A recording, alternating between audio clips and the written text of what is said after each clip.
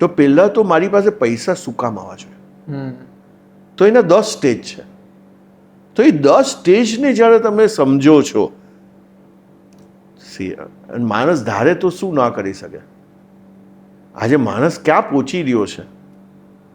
તો આ બધી વસ્તુઓ, હવે કહો ને, આપણે બર્ડ સાથે ખબર હતી કે આ સચિન તેંડુલકર થશે? ના. બર્ડ સાથે ખબર હતી આ એલન મસ્ક થશે? બર્ડ સાથે ખબર હતી કે ભાઈ આ સ્ટીવ જોબ્સ થશે? કોને ખબર હોય છે? મહેનત અને ઈરાદા. એટલે મહેનત નહીં. એટલે હવે આમાં બીજી એક મારી બુક છે, જીવન વિધાતાનું વરદાન. હવે આમાં 5 પની સાધના કરવા કીધું છે મેં. હવે તમારે ધનવાન બનવું છે, બરાબર છે? પહેલા તો પ્યાસ.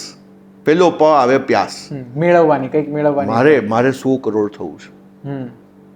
હવે આ પ્યાસ છે. હવે આ પ્યાસ પછી મારે શું કરવાનું છે? પ્રયાસ. હવે એના માટેના જે મારે પ્રયાસો કરવાના છે, તો એ હું પ્રયાસ ચાલુ કરીશ. પછી મારે પાત્રતા બનાવવાની છે. અને આ એક જર્ની છે. તો આ 3 પ મારા હાથમાં છે. હવે આજે તમે કહો 25,000 વાળો માણસ 100 કરોડ કોઈ દિવસ વિચારશે? ક્ષમતાની બહાર છે, કાં તો લીગની બહાર છે, એવું થઈ જશે. એટલે એ કોઈ દિવસ વિચારતો જ નથી, તો ત્યાં કાં સુધી પહોંચવાનો જ નથી. એ શું વિચારે છે? હું તમને મૂળ કહું. મૂળ આપણે છે ને 3 લાખ વર્ષ આપણે ક્યાં રહ્યા છે? જંગલમાં. હવે આપણે હમણાં 250 વર્ષ છેલ્લે 47 પહેલા આપણે શું હતા?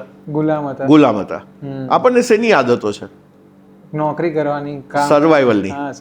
જંગલમાં પણ શું હતું કે ભાઈ હરણ એ જે છે એ સિંહ કરતા વધારે ફાસ્ટ ભાગવાનું છે, નહીં તો એની પ્લેટમાં હશે.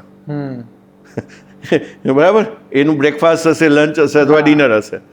હવે હરણે શું કરવાનું છે? સિંહ કરતા વધારે ફાસ્ટ ભાગવાનું છે. અને સિંહે હરણ કરતા વધારે ફાસ્ટ ભાગવાનું છે, નહીં તો એ ભૂખ્યો રહેશે. હવે એમાં ખાલી સર્વાઈવલ છે.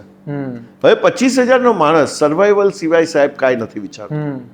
પણ એને સર્વાઈવલ કદાચ એટલે આવે છે કે એને ગમે ત્યારે કોઈ મેડિકલના ખર્ચા આવવાના છે, યા તો એના ઘરનો EMI ચાલે છે, છોકરાઓની ફી ભરવાની છે. તો થોડુંક વાય ક્લિયર થઈ ગયું. ચલો, મેં એવું ધારી લીધું કે મારે 100 કરોડ કમાવા છે, અથવા મારે હું આજે જે કમાવું છું એના કરતાં ડબલ કમાવું છે.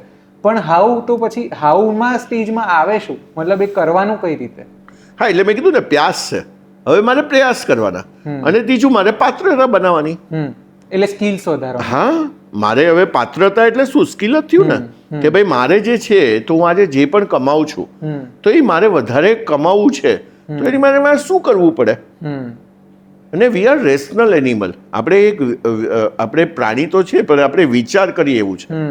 આજે આપણે એનિમલ, અને આપણે કહીએ ભાઈ સિંહ જંગલનો રાજા છે, પણ એમાં ને આપણામાં શું ફરક છે?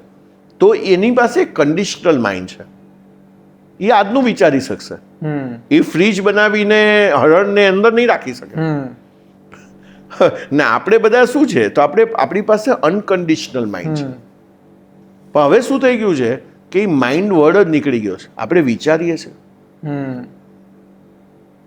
અને કોઈને નથી ખબર કે ભાઈ મને શું વિચાર આવશે. પણ મેં ચલતા ગયા, કારવા બનતા ગયા. લોક જુડતે ગયે, કારવા બનતા ગયા. તો માણસ જેમ જેમ ચાલે. એક્ઝામ્પલ, બહુ સિમ્પલ એક્ઝામ્પલ આપું તમને.